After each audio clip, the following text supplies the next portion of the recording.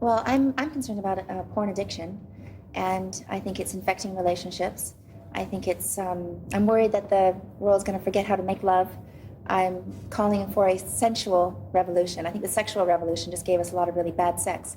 And I think it gave us a lot of freedom, but it also kind of is at a point now where it seems to be a dark turn. There's a lot of access. I have two teenage boys, and I just want us to take stock of ourselves and kind of think about, just have a little bit of a timeout, press reset, how much of this is really affecting our lives. And we're not talking about a dictatorship, we're not talking about government getting involved, just about ourselves, and just remembering what sensuality is and what intimacy is. And, that's the best kind of sex, so. But what is the dark turn? I mean, what is it that you think is happening to teenage boys and other people, anyone who's consuming it? Grown men too. When you have a woman lying in bed in lingerie and you're locked in the bathroom looking at the computer, something's wrong. So there's so much access, and I'm worried about that for young people too. That I know I should probably disqualify myself in this conversation because I'm a Playboy playmate. I had a tape stolen from my house and sold, and all over the world that we had nothing to do with. But people need more and more to get aroused, I feel like, and I think it's leading towards violence against women, rape, child abuse. I really think it has something to do with that, and I think that we really have to start just thinking about what we're doing as people, how we're imprinting ourselves, what we're watching, what we're doing, what we're eating, what we're wearing. It all builds our character, and it's really important to just have the conversation. Rabbi, what is it you want to do? Because the genie's out of the bottle now. I mean, you can't stop the porn industry, can you? No, on the contrary, because we're not trying to impose anything from above. We're trying to get people to express what they really want. People want two things: passion and intimacy. They want relationships that are both hot and heavy, but also create closeness and a sense of removing aloneness.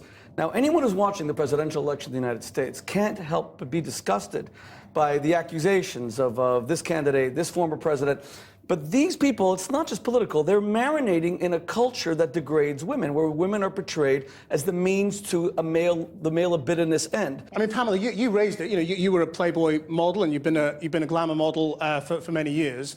What is the difference between what you've done and what it is that you're worried about? Well, I think that's what we have to ask ourselves. Where does titillation and voyeurism and healthy, sexy is healthy. To be sexy is healthy, and we have to figure out where we draw the line, within ourselves. I don't think Playboy was pornographic. I really think it was. I had a great experience with Playboy, and the Playboy lifestyle was a lot of fun. It's bittersweet that it's ended, and I know it seems funny that I'm, been on the last cover of Playboy, but that I'm also have these concerns. Now, Rabbi Shmuley raised the tone, the sexual tone of what's going on in the U.S. election at the moment. Now, you've written a very powerful piece on your blog, really, I guess, talking about Donald Trump and those revelations recently. I mean, you found it disgusting.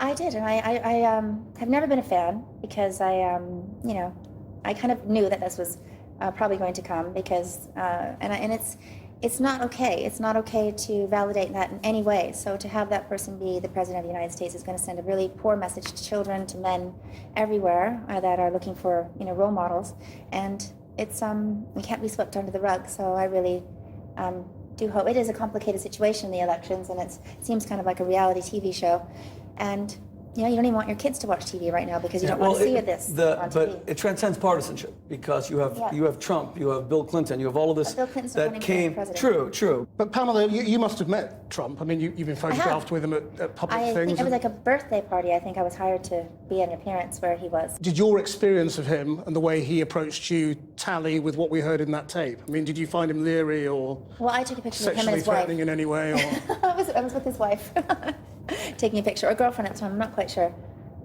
but it was a long time ago. But I didn't even think of it. Again, there's a lot of men that I run across. You kind of have that feeling maybe a little bit when you're taking a picture with them that maybe some are more lecherous than others, but you get out of that situation pretty quick. You're just there for a picture. Did you get that feeling with him? No, not that I remember. Not that I remember, but I just... It's just that you said you felt this was coming, Well, I've heard stories. Like everybody else has, he's been calling, Muslims and he's been degrading so many different people, not just women. And, just saying strange things even about, just girls in general. I just, This isn't a big. Well, it's not like a defense, big crazy thing that just happened. I mean, obviously, there's been a lot of issues the way he talks about people in general. The defense that it's locker room banter. I mean, that's the issue. It's the defense says this is our culture.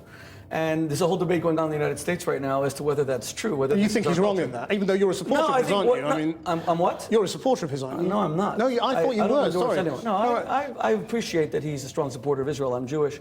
But no, I've condemned his comments. They are deplorable. They're disgusting. They're vile. You can't speak that way about women, and you can't speak that way about minorities.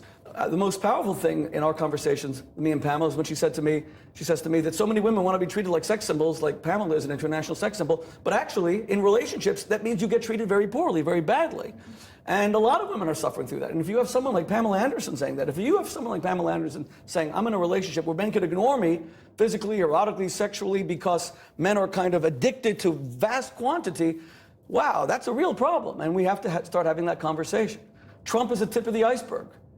His comments have to be condemned utterly. But the rest of us have to do a little bit of soul searching as well. Thank you both very much indeed. Thank you. Thanks for coming in.